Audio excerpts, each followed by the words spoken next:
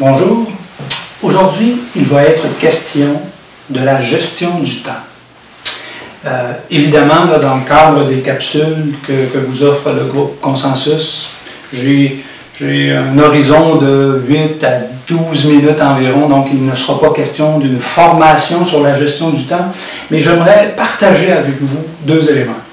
Le premier élément, c'est une distinction qui est une distinction fondamentale pour qui veut utiliser son temps de manière optimale, pour qui veut utiliser les heures qui lui sont données à toutes les journées de manière à profiter au maximum du temps qui lui est alloué et de maximiser son efficacité, votre efficacité bien sûr.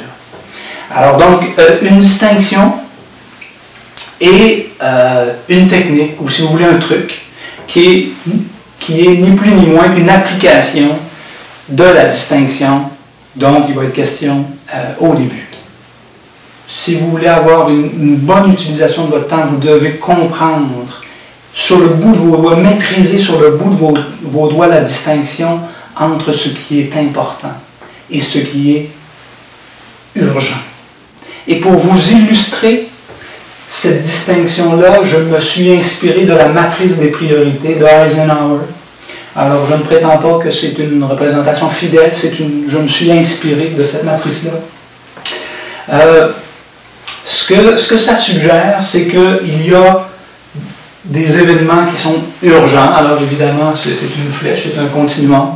Ce qui se trouve de ce côté-ci est moins urgent, de ce côté-là, c'est plus urgent. Et sur l'autre axe, il y a l'importance. Alors, de la même manière, c'est un continuum. Ce qui se trouve ici est moins important et ce qui se trouve en haut est plus important. Alors, la combinaison de ces deux axes-là nous donne 4 zones distinctes. Et moi, ce que je vous suggère, c'est de développer une compréhension très fine de ces 4 dimensions-là. Alors, d'un côté, on a ici ce qui est non urgent, mais important. Ce qu'on retrouve dans cette zone-là, c'est la zone où se prépare l'avenir.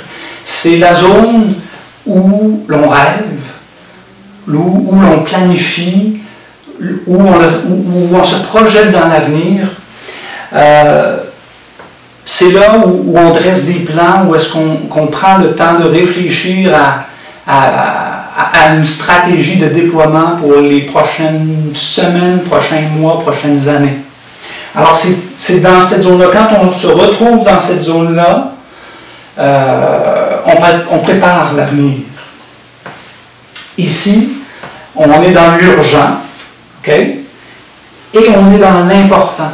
Ici, c'est la zone de crise. C'est la zone des grandes urgences. C'est la zone où on n'a pas le choix d'intervenir, évidemment, puisque c'est là où est-ce qu'il y a des accidents, il y a des bris majeurs. Alors là, on ne se pose pas la question. On est dans une situation où c'est important et où c'est urgent, donc on devra y aller. La question, là pour l'instant, je vais simplement vous les présenter, mais tout à l'heure, très rapidement d'ailleurs, je vais vous dire vers où vous devriez consacrer votre temps et comment vous devriez aménager toutes ces zones-là pour utiliser votre temps de façon optimale. Ici, on a la zone non urgente, non importante. C'est la zone de distraction. C'est la zone où on a du temps, entre guillemets, perdu à lire des courriels ou des documents non urgents ou non fondamentaux. C'est la zone où on se permet de perdre du temps, en fait, là. C'est ni plus ni moins qu'une zone dans laquelle on devrait passer le moins de temps possible. Et ici, il y a la zone pas important, mais urgent. C'est la zone des chronophages. C'est la zone où le temps nous est pris, mangé, littéralement bouffé, si vous me permettez l'expression, si vous me la passez, par toutes sortes d'événements, toutes sortes de personnes. Alors, des personnes qui frappent à votre bureau, des personnes qui vous demandent 5 minutes, 10 minutes là, est-ce que je peux te voir? Est-ce que je peux te voir maintenant? C'est les appels téléphoniques impromptus, c'est les textos. Hein? Les textos qui arrivent régulièrement, ce sont les visiteurs qui n'étaient pas annoncés, mais qui arrivent dans votre bureau que vous n'avez pas le choix. Donc, c'est la zone non importante, mais là où il y a urgence. Alors,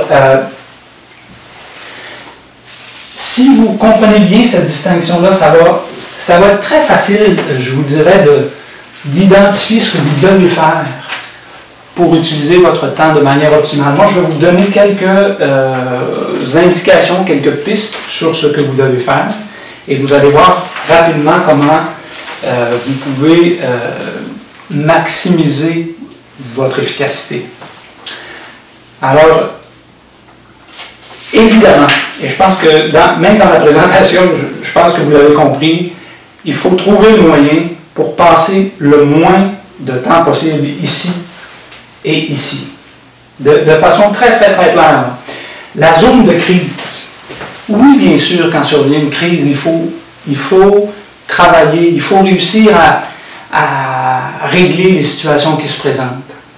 Mais pour travailler régulièrement dans des contextes de crise, quand je demande aux gens si la crise était prévisible, dans une proportion gigantesque, les gens me disent c'était non seulement prévisible, c'était écrit dans le ciel. Alors, dans l'immense majorité des situations, nous sommes capables d'anticiper, de prévoir qu'une situation va se détériorer si on ne porte pas l'attention qui est requise au moment où ça serait requise. Donc, ce que je vous dis, c'est plutôt que d'attendre que les crises arrivent, que les crises surviennent, il faut trouver le moyen pour passer plus de temps ici. Là. Il faut commencer à planifier.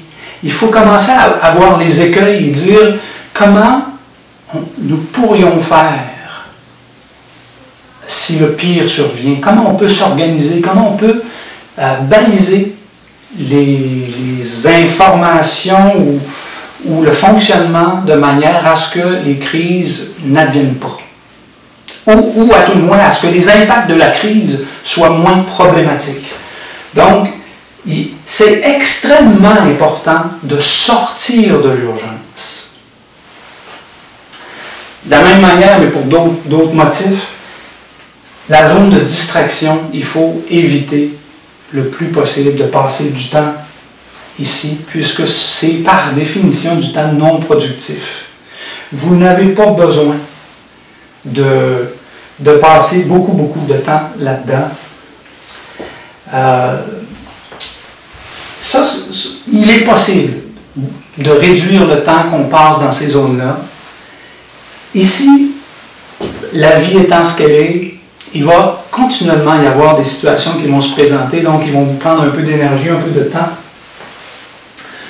Ce que vous pouvez faire, c'est aménager cette zone-là.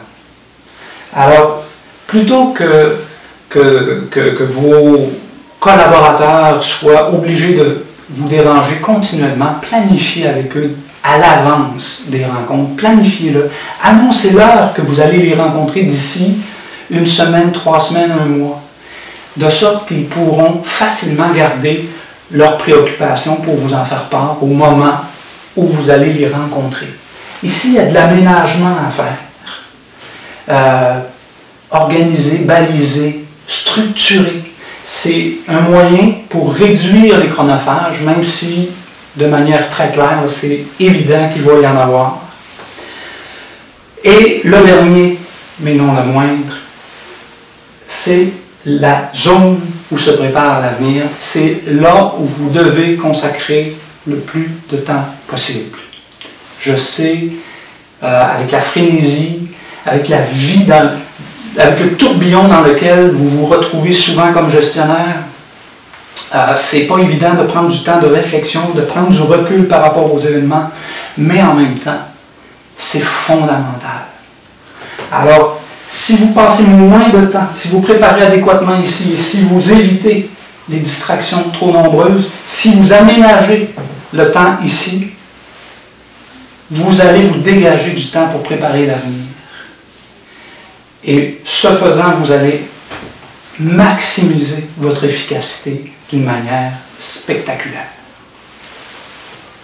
Ça, c'est la distinction que je trouve fondamentale et je vous invite à réfléchir et à développer une acuité avec cette distinction-là. Je vous invite à jouer avec ces deux concepts-là de manière à pouvoir identifier rapidement dans quelle zone se situent les activités que vous avez ou que vous rencontrez dans le cadre de votre travail régulier. Et maintenant, je voudrais vous présenter la technique qui découle directement de cette distinction-là.